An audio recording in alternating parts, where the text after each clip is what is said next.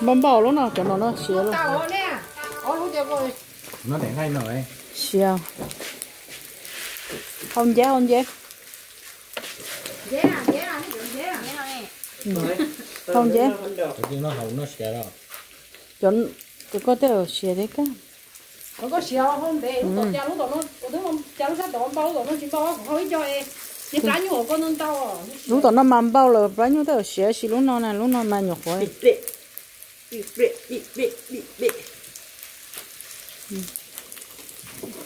Nó nó. Mình nhớ mình Mang một chiếc. lại cũng mang tiền mình nhớ rồi mình mang tiền. Nó kia chỉ lo lo nó vừa. Nó đây. Nó nấu còn nhiều mà chỉ tổng cái chơi đấy à. Yêu.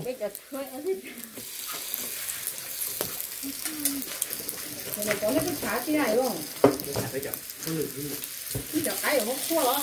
Đây lại một tháng. Để xài cái phương chế cái phương chế chín đồng. Rộng ta. Nhá sáng rồi ta. Liên nói à. Ở núi này nó biết cho thả luôn tiền mà mình nhỏ lại tôi hại ý đó nè. Chín chào. Những người lên ra. Ở cái Nhỏ tiền á. Đâu tiền nào lọt đây nè. Đã ra giờ buổi tối chứ á. Rồi chính trong dân nhá có bóng khẩu thế cả. Cũng còn á. Lò. Tôi thôi cũng nghe nhập con à. Anh xem được. Dạ chị tiền giao giờ đợi tiền giao theo á. Nó cái này hả? Tổ cho biết trong cô. Lò số họ, lò nít gì số họ. Là trong gian. Ấy thế thì ấy thế Thì đứa lo như chị bỏ tôi rồi thì chị không nhiều đấy đâu. thì có mình nhỏ này thế cho biết thế cho nó loay tia. Nhẹ con này kiểu ai ta dễ nó lo tôi đóng nó. Có gì hả? Có tổ tôi phan nó kỹ đi mà có mặt khay có mặt nhẹ. Cho nó. Cái mình khay chỉ mà đấy. Cái bát chị sẽ để bát cho họ. Chị biết cho họ. Nó rồi cái gì rồi chết rồi phải không? Ô nó đã được tiền à. Cái tôi gọi một số ăn hay không? Nó là bên nó không biết ta gì béo tỏ rồi một cặp khác. Rồi dao tôi Đậu sống rồi. Nên có 10 cái trên chỉ này. Ông nghe biết không tiền đâu nhá. nó có tiêu tài của nó làm nó một cái lá nó Thấy hóc gì không? Có những từ nhân là giá chỉ mong được quay à. Cho em đã có à. Giá chỉ mong được quay rồi. Cho chị nó có tủ tàn á. ăn nó này nó Nhá, sống nó to lắm. Nó lắm mà mồm quá, tham mặt đàn. Nó thấy có đâu. Cái là thì hết rồi. Này, anh nhìn thấy tao không? Cứ tao nó lúa chả. Này tại gì lấy? Tôi sẽ cảnh tay cái tay tôi. Cái này chỉ chiên ra. chưa mới trở nên nói sao cả ta Chiên ra. mà hao ít chút Con đổ cho nó. Ô, có đầu thứ không đâu này, pinu nè. Nha, pinu nè. Pinu ơi, chờ lo. Hãy dùng nói khoe có đầu đâu pinu nha. Này nè. Có cái nhả luôn có chuyện Nó nè. pinu cả nhá. Đây là. lúc còn nói nhá vào lúc lắm thì luôn Đây là. lúc nào nhá nồng lúc lắm nhá vào yếu lúc chia rồi Ăn kia. Nhá vào, từ lọt chỉ đâu nó chỉ nói nhá vào lấy một cái tháp bé nhá vào thế một cái hay luôn. Rồi nè, nó mới được. Nè. thêm bao nhiêu chén rồi Đâu có đầu đó, đâu có đầu lúc chín đâu nè. Cái trái cái kia. Gì đó có gì nữa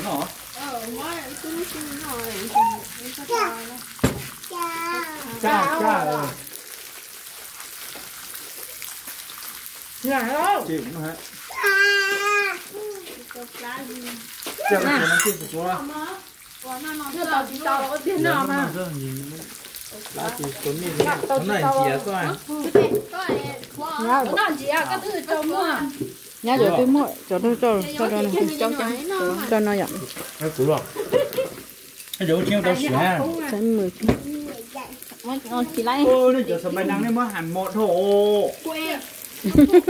quen vậy Quên chị nhá. biết phải lời nó gì nhà cái đến nó thiên li họ thiên xuyên sai à trung cầu li nó thì chưa biết à thiên chua thiên xuyên sai ơ mỗi cho nên thế cái là họ nó thế sao mình áo ơi nhà bây giờ có áo tức có hả cao của cô à có mà đi một cái nó lại có cái gì có gì người ta chỉ cả một tuổi rồi có có nữa à có mà ủa làm gì không nó mà chết có gì đâu ủa nó nhà ý câu lo nha nó thầy cũng nó chứ ý câu lo của sai kia con thầy cũng nó chứ của vô nhà hả ta kia câu lo sao chăm mất chưa chúa nó kia câu lo mà thì nó chỉ tông thôi chứ cái là tao chỉ tao có mà nữa cá tiêu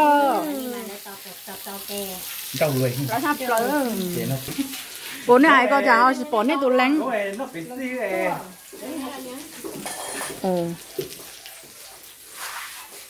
những lần nó sẽ chảy như cho chờ sao cái chuyện à nó chỉ ta liao nó chỉ ta liao đâu qua ta chồng cho rồi phải ở tuần mày nó chỉ ta liao nên là tiền khi nó sợ nên chỉ nó nói bây giờ nên nó chỉ ta tiền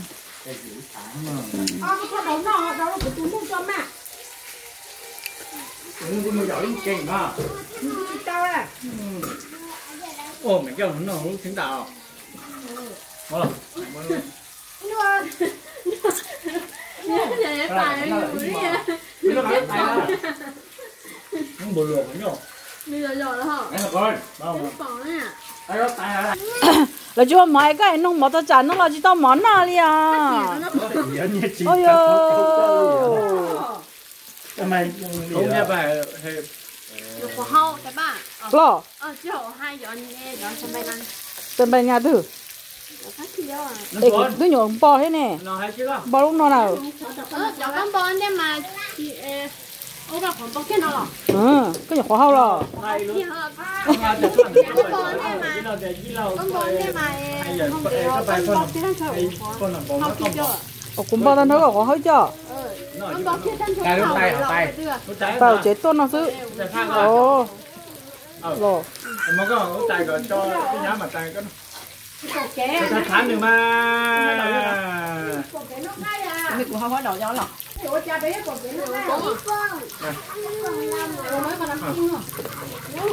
nhưng chỉ muốn mở đi à chính tài đây là hai con để cho nó đòn tí nào chứ nó có cái đầu hồng nè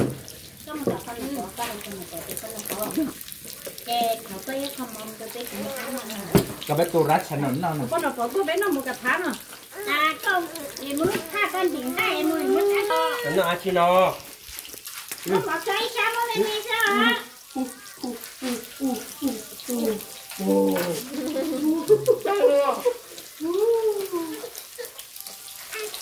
đại cú rồi nó cũng chỉ cả cho thoát con đỏ và chê nha cửa muốn cho là phụ gì ạ nhưng tiền khề là cho sống nọ nó sẽ đến nó tốn lòng mà biết tổ tao cái nó xỉn nó đỏ nó ấy nó không mấy này phải chỉ tao nè tao mấy con này có thấy nó không no nó không no cái thầy cái bao cả bao trái em bao phải á em mua nó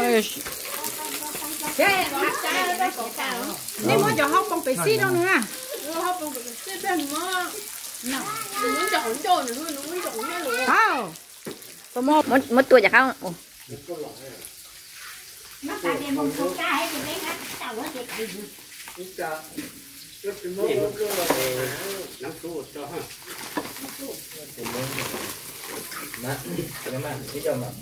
nói người ta xả tiền chơi bên nó nãy già nó nãy giờ chị bảo được đi xưa thì nó muốn nãy già sáng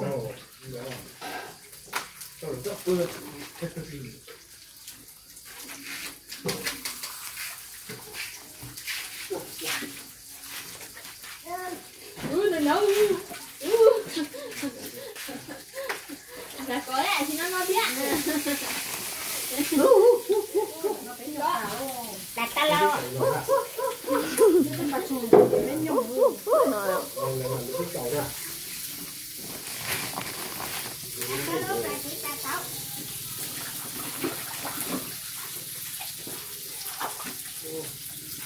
nó cái lắm nào buổi chiều bỏ nó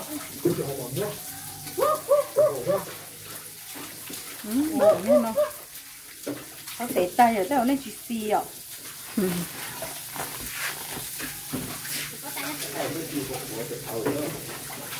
nên nhìn nên nông xe nó mới bó nó đấy nó mới có nó chỉ có nó ghê